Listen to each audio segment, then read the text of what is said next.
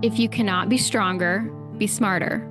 Choose both your battles and your enemies with care. Know when to flee a fight to win a war.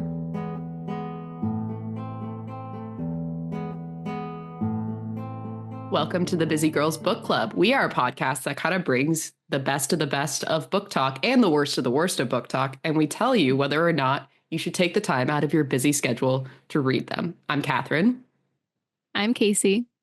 And I'm Caitlin, and we are back with another book talk romantasy selection that's been getting some good traction. There's actually 3 books out in this 4-book series, but we are doing Spark of the Everflame by Penn Cole. This is an epic fantasy in a totally new world. There are fae, there are some other creatures, but not many. And it's really focused on the politics between the rich fae people and the poor humans. And it all stems from a sort of religious system where these sort of, they call them the Kindred, they're like gods, came to the land and gave up their immortality to be with human lovers, and that created the race of the Descended, the fae.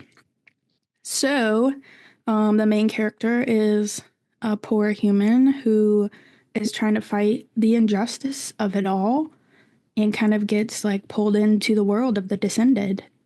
The magic system is very unique and the world is very unique. Yeah, that's where our adventure starts. Yes. Do you guys have reviews?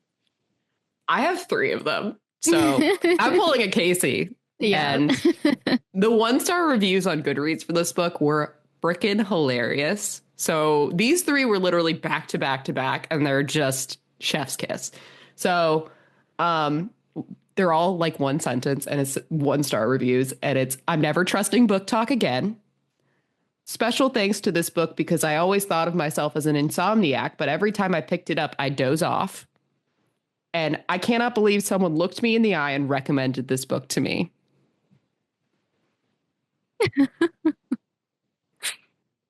Damn. I was talking to a girl I met at a party the other day about fantasy books. And I was like, oh, well, I recently read Spark of the Everflame. And she like looked it up. I think she's read all 3. And she was like, oh. I was like, oh, okay, sorry. Okay. I have 2 reviews. First, a 4-star. This was a brilliant start to a series. The magic system, the politics, the characters. I am eating it up. There was obviously considerable world building and it was slow to start, but this is absolutely the makings of an epic fantasy. The last 30% really made it for me. And then I have a 2-star. The world is interesting, but it feels like a mishmash of overdone fantasy tropes. Strong, independent woman, brooding hulk of a man she hates but really loves. The surprise at the end was not a surprise. At this point, I'm just hate reading. Still 2 stars, though. Yeah, Hey. yeah. It's pretty good for a hate read. It is. Okay, I also have a 2-star review. I only have 1, but it's long. And I'm I liked the whole disappointed in thing. you. Yeah, I know. But I'm going to read the whole thing. So that's why I only went for 1. Okay. A young woman whose moral compass is as unpredictable as a weather vane in a storm joins a secret club for cool people. The purpose of this club may or may not be to commit mass genocide. I'm not sure because I had no idea what the hell was going on throughout the book, except that DM was able to stab people. DM's the main character. DM was able to stab people, and no one really tried to stop her. If you're concerned that this is straying too far from every other romantasy novel ever, fear not. There is a simpy, mysterious man with a facial scar. DM, while stunningly stupid, is somehow both obnoxious and bland. I didn't know that was possible, and frankly, I'm kind of impressed.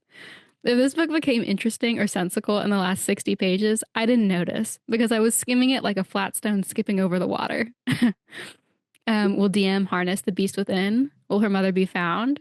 Will she pick her poor sap lifelong friend or scar guy? Who cares? I just hope she makes one good decision at some point before she dies. Damn. Yeah, that was savage. Yeah. Yeah, the whole thing made me laugh. I thought it was like a very humored bad review. So I love when that's people's talent. yeah. Like they know how to like just dig into a book in the worst possible way. Oh They're like, yes. thank you for entertaining me when I'm reading bad reviews about a book. Yeah. Yeah, Yeah. it's an art. Um, well, despite the low reviews we all read today, the overall Goodreads rating is 4.2 out of 5, and the overall Amazon rating is 4.4 out of 5. Where did you guys come down? Um, I gave it 3 stars. It's a good book. I enjoyed the magic system and I thoroughly enjoyed the world. I thought that was very unique, very interesting. The main character got on my nerves sometimes because I agree she makes some stupid ass decisions and she's very ignorant, like extremely sheltered and ignorant. And I'm like, girl, Yep. you cannot be this oblivious to things. It felt very Katniss Everdeen, and I was like, no. Mhm. But love the world's building. I liked the magic system. And I continued reading on in the series. So it got its hooks in me somehow. So I had to give it at least like a solid rating. I actually gave it 4 stars. You know my fantasy equation, and this hit it pretty close. Yes, the main character was not my favorite. It was a little slow in the beginning, but I love a really unique world with a matching magic system, and there was like a political side to the story. So as long as you can like do that all right, and then you do like, have a shadow daddy and a rebellious female, and I'm pretty much all in. Well, I think my rating is going to shock you guys. I gave it 3.5 stars. So I'm in the Wow. middle of the Yay! you two. I know. I know. I was like, she's might like this, but she probably will actually hate it. I thought you would hate it. So I want to say, like, I'm not sure I would have liked this book as much as I did if it didn't come at this point. I have personally been very disappointed by the last several romantasy books I've read, from When the Moon Hatched to Onyx Storm. I felt like those books were trying to play 4D chess and they weren't even playing regular chess. And this book was playing regular chess, but it played regular chess well. And I feel like this is the first time in a while I've read a romantasy that was just a good fucking story. It's an interesting world, an interesting magic system. Yes, it's a basic romantasy, which is, why it's not higher than 3.5 stars. But for a romantasy book, I thought it accomplished its goals. It was interesting. Yes, the main character is obnoxious and the way she behaves is absolutely insane at some points. That seems to be the trend. Yes, it's I hate it. it's so annoying. But I thought all the characters were super well fleshed out. Like in general, I thought this was really well done. It just didn't reinvent the genre. So I gave it 3.5 stars. I will say that is a good point. Even the minor characters were really fleshed out. Yes, like every character in the book, I understood who they were, and I actually thought they were very 3D. And they all had depth. Yeah. Right. Yeah. Meanwhile, in Onyx Storm, there's 30 characters. I don't even know who 2 of them are. So yeah, I gave it 3.5 stars. I actually really enjoyed it. Yay. It's an enjoyable read. Yeah. Well, let's talk about our questions then. To start, do you think this book was more plot or character driven? Interestingly, you could make an argument for both. I agree. There's not a lot of plot. Which is normally in this not the book. case in a romantasy book. Yeah. The series itself, very plot driven because I've read on in the series. This book, very world building, character driven because not a lot happens until the last 25% of the book. Yes. The plot is really that the main character has been lied to about something about herself, and she kind of has to discover that thing about herself, but she's very much in denial about it. And it's obvious, like it's not like a real twist, but No. So obvious. most of the book is like her discovering herself and coming to terms with it. So it's And actually like very figuring out who to trust. right. Because I don't think it's a spoiler to say her mom disappears and it happens very early. Yeah. And so a lot of the book is like her figuring out what to do and like trying to figure out what happened with her mom and then answer these questions about herself. So yeah, this book is actually a very, very charactery. though DM Yep. really makes it as hard as possible. Yes. Because I wouldn't even say she's has that much character development in this book. No, the No, but all the other development characters comes do. at the very end. Also, I don't know if I didn't say this Yeah. yet. This will probably also shock you guys. I have already finished book 2 as well. Oh my God. I was so like obsessed with the story that I had to read on, and I read the second book in like 2 days. And it was still only 3.5 for you? Yes, so that's what I'm saying is like the books aren't life changing. To be No. higher than a 3.5, I feel like you have to break the genre a little more for me personally. But they're enjoyable books, like, and they're well thought out. Like, every book, this is what I've been asking for in all these other fantasy books. Every book has a legitimate character story arc that plays into the larger arc very well. And it keeps pushing the story forward and like leaves you at a place where you still want to know what's going to happen, even if the book is like not that unpredictable. So I'm in it. Like, this book has its hooks in me. It's basic. She's a basic bitch, but she's doing the basic shit well. So I'm here. I'm sat. I never thought Casey and I would be on the exact same page for a Yeah. romantasy series. Like, we're on the same wavelength. Yeah. I'm like a little unsettled at the moment. The book Your series, world I is would, blown up. yeah, the book series I would compare it to is A Broken Blade, which I also thought Yeah. was pretty basic, but also super well done. So like I liked that And book as like very well. much a commentary on Right. cultural separations. Right. Segregation, yeah. Yeah. Right. So anyway, that was going to be my book recommendation, so don't steal it. Anyway, I don't even remember how we got onto that topic, but Well, that leads us into our next question. Viewer, would you read other books by the author? yeah, We've all admitted yes. I haven't, but I'm done with book 3. Yeah, that's what I'm saying, is we've all continued on into Oh, I the thought you meant series. admitted it, and I was like, Yeah. I haven't said it. Yeah. I am about 200 pages into book 3 right now, so I'm Book 700 3 is pages also into like book 3. 1,000 pages on it's so Kindle. long. I was like, oh my God. Yeah, I'm 66% in, which is about 750 something pages. I will say, That's a little much, I'm saying. Yeah. if you all want my take, book 2, also 4 stars for me. Book 3, I gave 5 stars. So much shit happens in that book. It's crazy. Wow. It's a little slow, though. You can't. It's long. It's too long. Yeah. But, and for the first time at the end of book 3, I was surprised. Wow. I haven't gotten there, so. It finally surprised me. So, Well, since we're talking about it, I was also a 3.5 for book 2. I had very similar commentary. Yeah. It's I was very also a 3. political. Yeah, which I it is. loved. But yeah. But one of my big things I was going to say on this episode is book 1 and 2 are both not super long, but like not short. Like I think book 2 is like 600 or 700 pages. Yeah. The first series, again, I've read in a long time that I thought that actually needed that many pages. So Yes, I agree. I don't think book 3 needed that many pages. No, I'm already, yeah. not done with that one yet. So we'll see. The pacing of book 3 took It a all downturn. comes together though, and I was like, oh, okay. I see why you had to say so many things. Yeah. Okay. So obviously, we all read on in the series and would read more books by the author. What about the pacing? How long did it take you guys to read it? I read it in like 2 days. Not Yeah, I saying that think- means the pacing's great, but you know, when I get into a romantasy that I love, like I'm not putting it down. The first 50%, if not a little more, is pretty slow because it's all world building. However, I don't care. I like a complicated world, so didn't Yeah. stop me.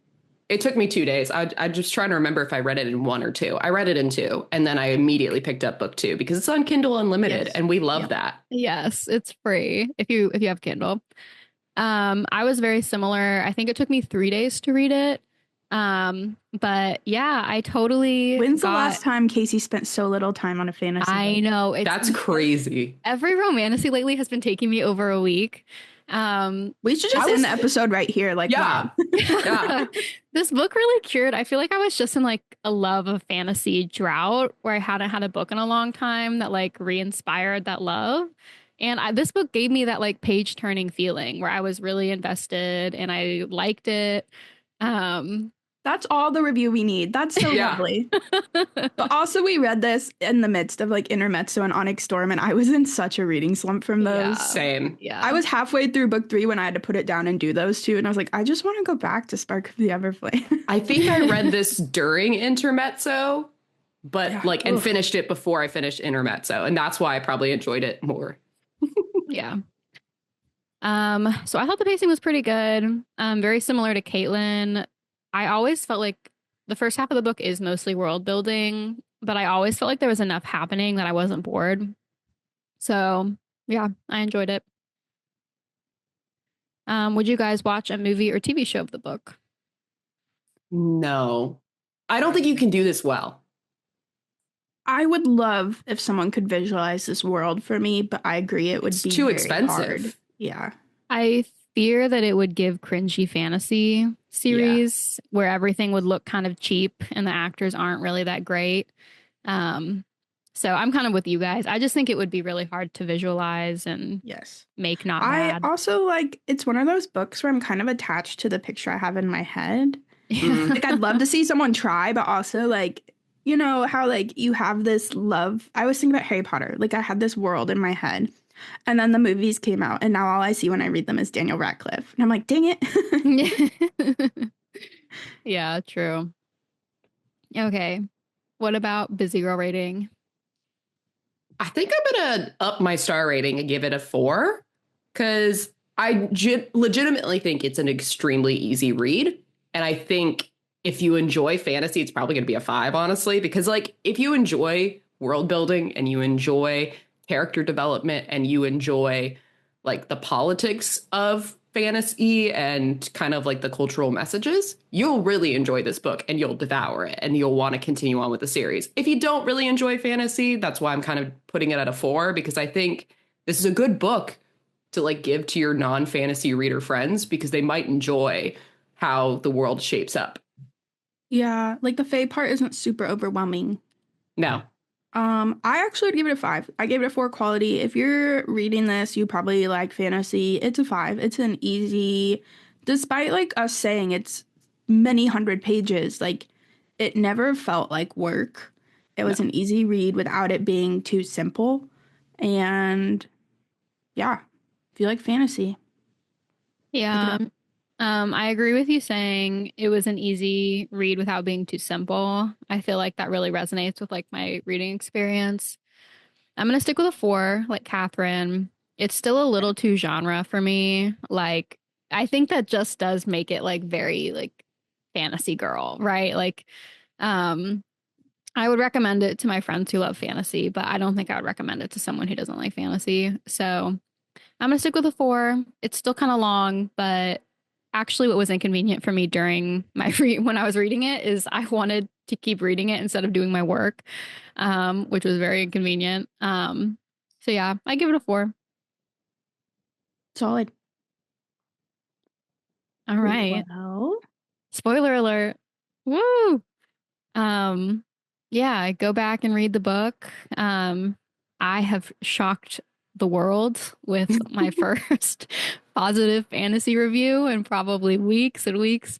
So you should totally check it out and go read it. And then come back and we're gonna discuss. all right. Let's jump in here. We already kind of talked about pacing, but it's probably good to also bring up in this section so we can bring in a little bit of the spoilers along with the pacing. Uh, was it too much world building for the plot points that we got? Okay. This is why it's kind of a lower star rating for me. And I really resonated with something Casey said in like past episodes that the art of writing one book has completely been lost in Yeah. the fantasy world. And I think that's what made this book less enjoyable because not much happens. And I finished the book and I was confused because I was like, yeah, you end on a cliffhanger and we all saw it coming that DM was a descended and now she has like this crown and she's now queen of this nation that she doesn't understand and probably she is very not ready for that life. And I was kind of like left wanting where I'm just like she just did her daily activities and was just like, I'm going to do healing now and I'm going to learn more about my past. And now I'm suddenly queen. And that's it. And I was like, I think we've missed plot here. Like, I think there's not enough plot for this to be totally like a 5-star great read. So that's why I kind of wanted to include this question is like, what did y'all think about specifically how it panned out in the sense of like, could this be a standalone book? So I wasn't actually mad because I think what we got from the world building was also her hatred and misunderstanding of the Descended. And then she slowly is starting to understand them as she experiences more of the world and realize that not all humans are good people either. And I think that that came with the world building. And it was really important for the cliffhanger of her becoming the queen of Lumnos, because that makes it all the more complicated. So I wasn't mad about how much world building there was. I also just really liked the world. So, and I was like, ooh, we need to go to other countries. I don't know what you call them, other kingdoms. Realms, yeah. Yeah. I was like, I need to see everything else. This is so good. Yeah, I think the world building was also building up the complexity of her situation. Yeah, I do think this book reminds me a lot of Throne of Glass, because I feel like the first book in Throne of Glass is sort of like this, where you can just feel that it's like more of a setup book, just like introducing the world and the characters to you than it is like a strong plot in and of itself, which is also one of the reasons why it's only 3.5 stars for me and not And higher. similarly, only a small portion of the world. Yes. Right. Same thing with Crown of Midnight. Right. But like I'm personally happy to read world building as long as I feel like there's like some stuff going on and the world building is interesting. I think this book would have been a massive failure if the secondary characters were not as interesting as they were. Because that really floats the plotlessness of it, I think. So I was interested enough that I wasn't mad that it was plotless, but I do admit that like, I think a 5-star book has more of a plot than this book has. There's a reason none of us gave it 5 stars.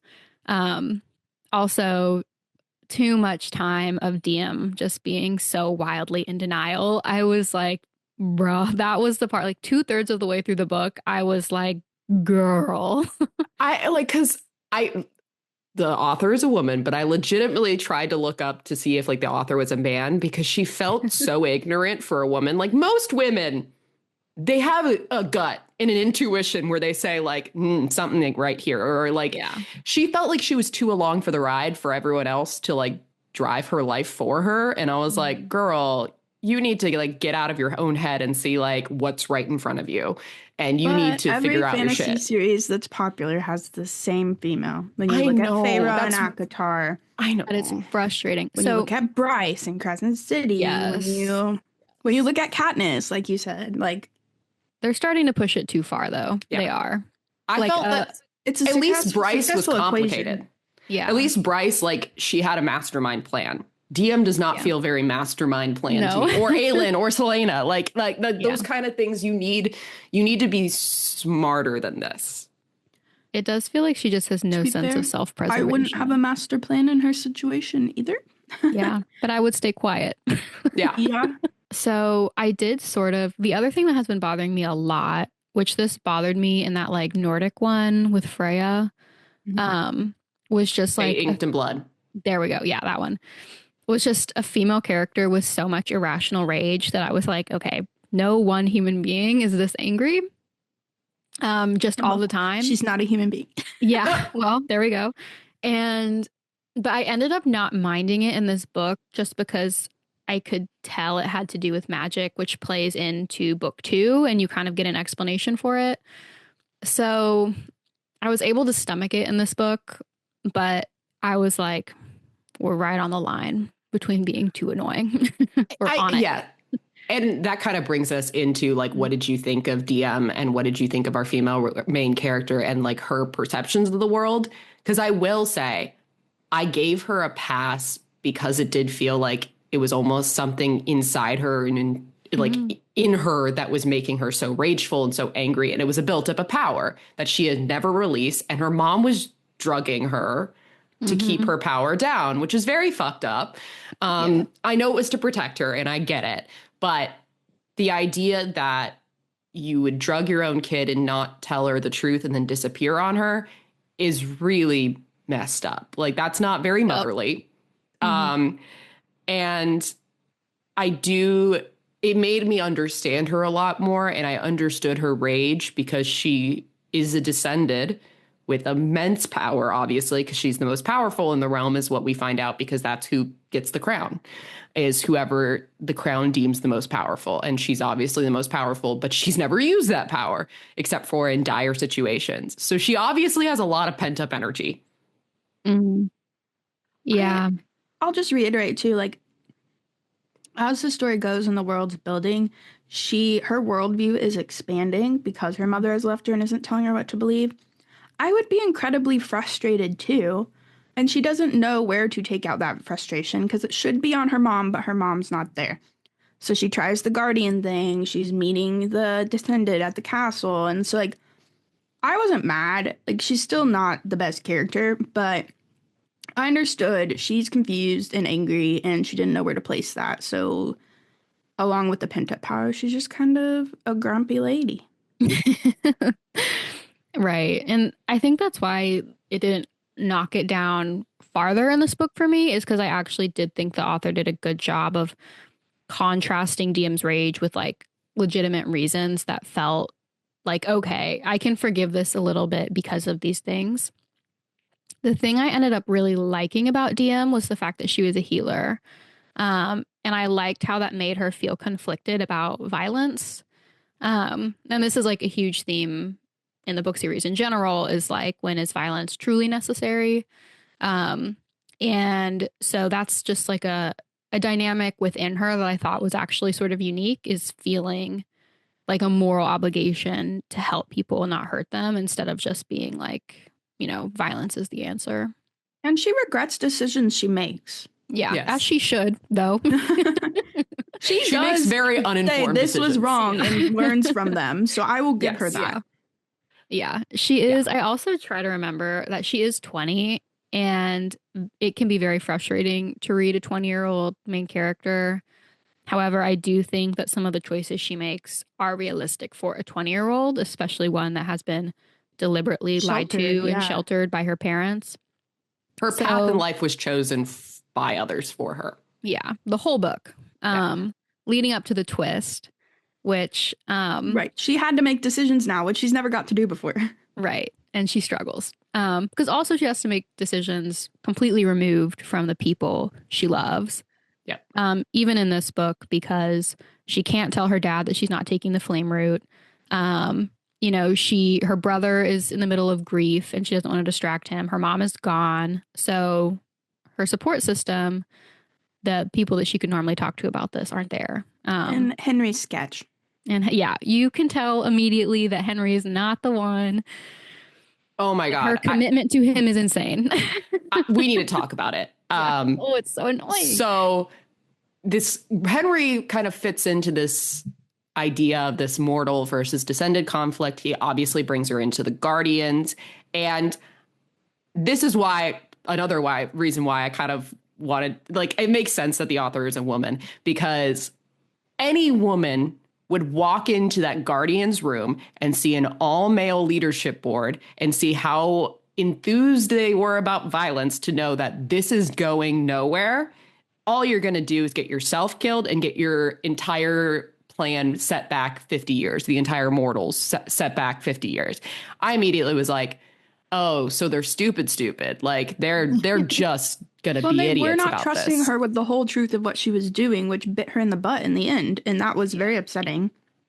Yeah, if I was a woman walking into that room, I'd see, okay, no female leaders. Great, we're leaving this immediately because y'all don't know shit. Right, but she trusted Henry. This is the one character point that I'm like, okay, that was a little bad, is how much she trusted Henry when he was clearly a shady SOB. Like, he was not telling her the truth. He knows something about her mom, and he is not sharing it. And she can't see that, but you're reading it like, don't trust him. Come on. This was the point that was also incredibly frustrating, was just that, like, her just like need to keep him. And again, the reason it did not knock the book down more to me is because I understood her reasons for clinging to Henry. And I It's actually thought Gale that and they were, Peeta in the Hunger Games. yes. And I Yeah, actually it's thought that Gale. they were good reasons, you know, to cling to Mhm. him. But her decision making when it came to Henry was like absolutely insane and terrible. Um, and the things she does are so deeply cringy and obvious that I'm like, DM, stop. Yeah. You could tell she didn't love him and she Mhm. desperately wanted to cling to like this mortal past life and like Yeah. go back in time. And I, because you're supposed to feel sorry for him because she obviously isn't in love with him and he wants Yeah. to marry her. But it felt more like he wanted to control her. And he obviously Mhm. wasn't telling her jack shit about herself and her mother and his part of a terrorist group. Um, and so, and you could tell how angry he was. And I was like, that's a red flag. We're already into some fucked up shit territory. And so I never felt sorry for him because I was like, you are taking advantage of a warm body, essentially. You are just in this for, you want a docile woman, wife. Yeah. Like he's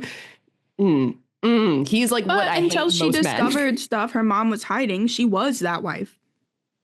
Yeah. Like that was Well, written as their future. she was supposed to be that wife, but she didn't really want to be that wife. No. And she was sort of struggling with where to go with that. Um, and I will say, I don't think we were supposed to feel bad for Henry Hmm. because I think there were like quite a few warning signs about him. Like he also devalued and didn't really respect her healing. Um, he was clearly lying to her, and he also just like he wanted her to be around for him, but he wasn't around for her. Um, so I think that from the beginning we were supposed to get the point that like Henry was like not a great person, but it was hard to read. It was a really good like real life scenario that sometimes the Mhm. people who are closest to you in your life and always have been, you will differ ideologically in the future, and that Yeah. is really hard to come to terms with. He's And very Henry was close-minded. also, yeah, he was just a follower, right? Like for all DM's flaws, like she did really, really care about like the impact of her actions and thinking through her role in the world and if she was hurting people or not. And Henry was just a follower, like very easily led. He was also angry because of his mom. Yeah, who also had been very hurt by the Descended. Um, so yeah, anyway, that does See, sort of, all the characters are complex. yeah, they are because you also get why he's like that, even though you don't like him for DM.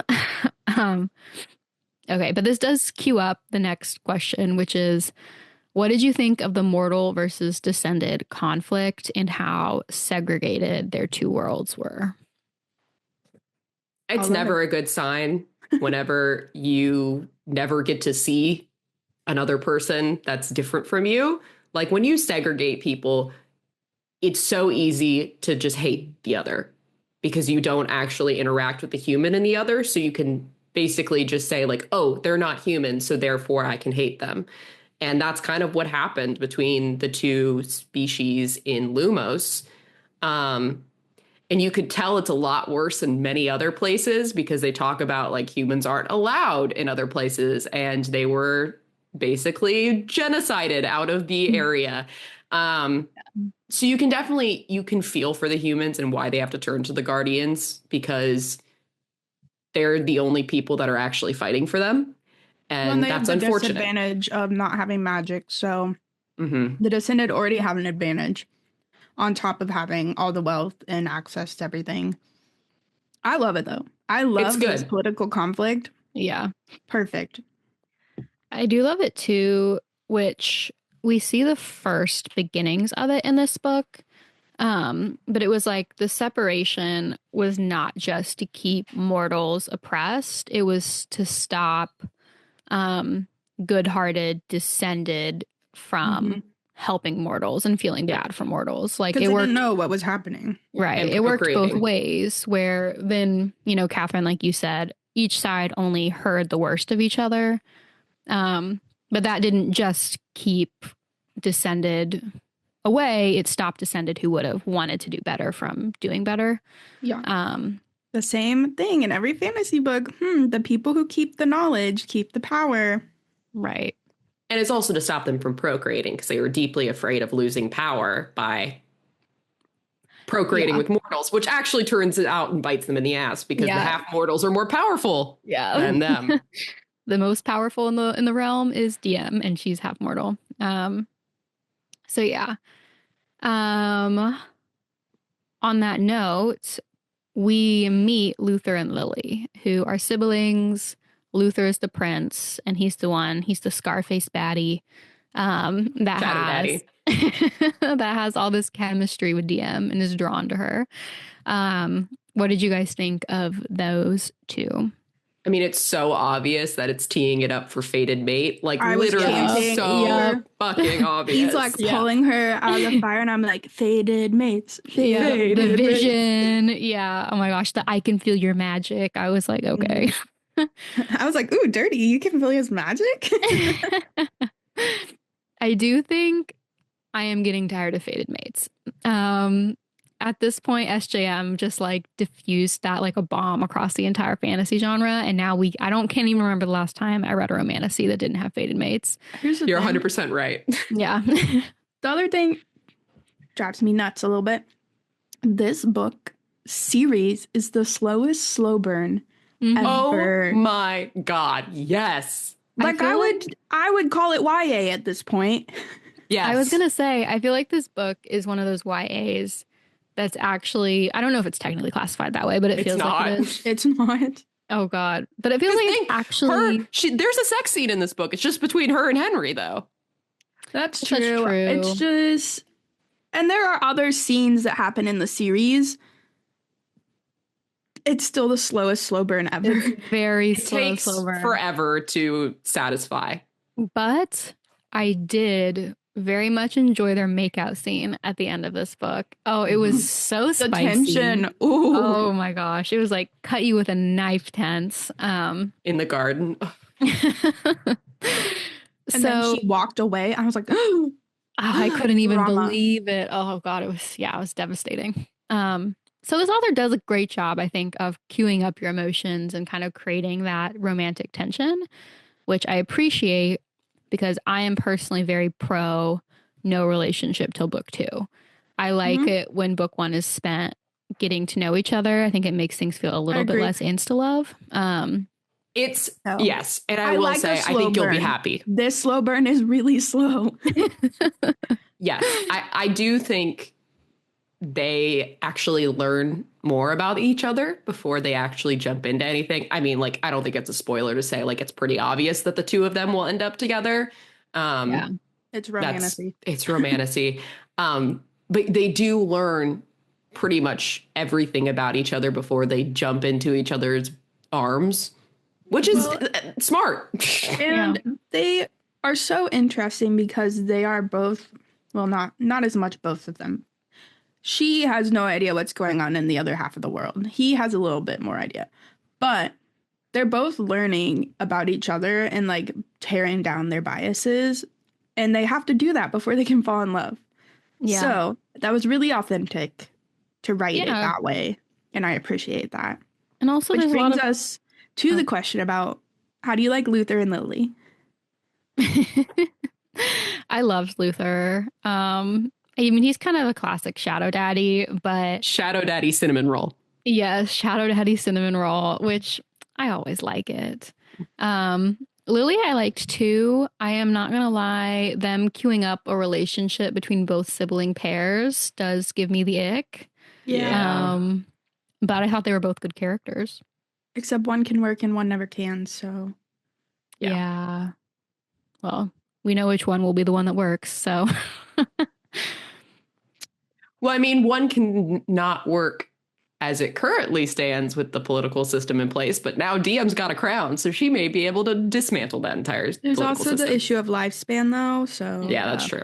That's super depressing, actually. Yeah. It is. I like Lily because she is Luther's soft spot, and because of her friendship with DM's brother, she's the gateway into like Luther's soft side. And Yeah. I love a good sibling writing, and both DM and Luther have very good sibling relationships. Yeah, Teller and Lily are very like good sibling characters, and they obviously had a lot of love for their sibling, but there's also moments of tension between them, with Mhm. like most siblings have. And I think that they are very well written, deep characters as well, because they have different life experiences. As Lily is a female in um, descended culture, which comes with a lot of prejudices and like patriarchal standards. And then uh, and then Teller is going to descended school and is kind of getting to learn the other side of like teenage angst from descended. And the teenagers are kind of assholes. Shocker. So you get that insight through him. Yes, I like that as well. I also like that the different treatment of DM and her brother is very perplexing. And we obviously understand that the root of it is basically that DM is descended and he's not. But it's also like very interesting how much more um, he knows about the descended than DM does. Like her ignorance and the extent to which her parents, her mom, really has blocked her from knowing about them is really Which only makes staggering. her mom seem shadier that It Teller's does. Yeah. going to school with them and DM can't know anything about them. Can't touch Yeah. them. Yeah, it's bizarre. And I think that does set up, like, kind of skipping ahead to this question, like DM's mysterious mother.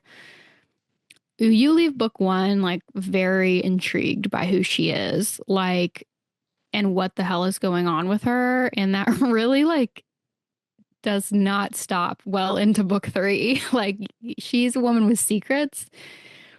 And so I like them queuing up the kind of tension of what is her mom's role in this and like her motivations because it seems very complicated. Well, and she spends the whole book thinking finding her mom will fix everything, and then realizing finding her mom will only create more questions. So she has to like reckon with the person she thinks is going to fix everything is really not.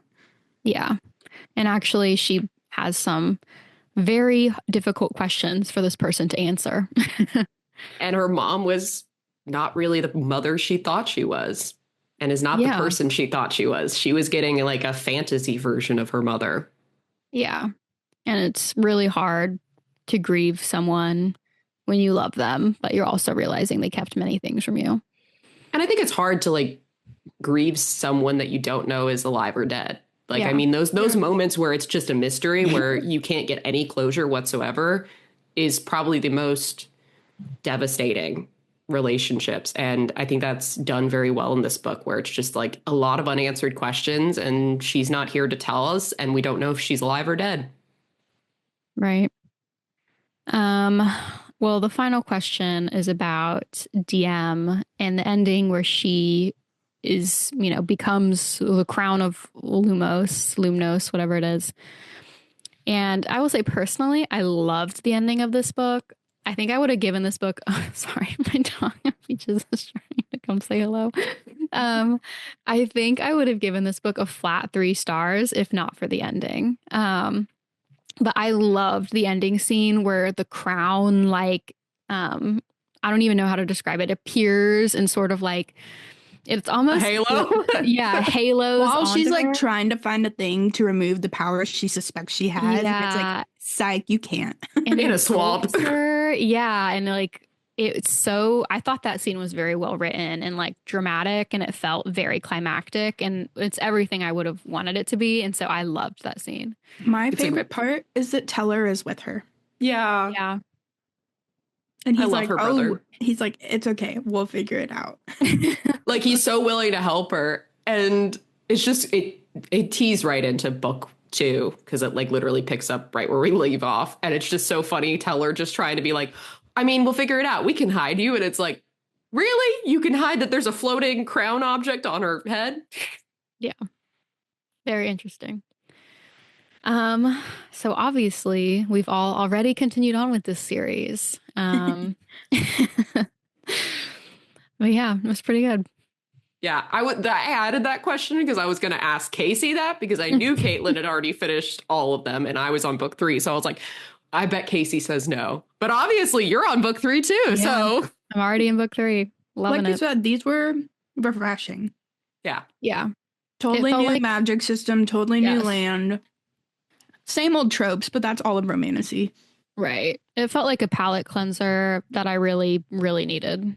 I think this series, the politics is what puts it above many Yeah. other romantasy series. Like this is they I truly agree. invested into the class warfare and the race riots and warfare of it all, which I think And elevates. yes, and it does not rush it. It No. lets everything take its time. It lets you Maybe learn how things work. Yeah. We might also like it because of, the current political climate. That's okay to learn new things and change your mind. Yes. Sure. We probably all liked it because of the timing of reading it. Right. You're not wrong.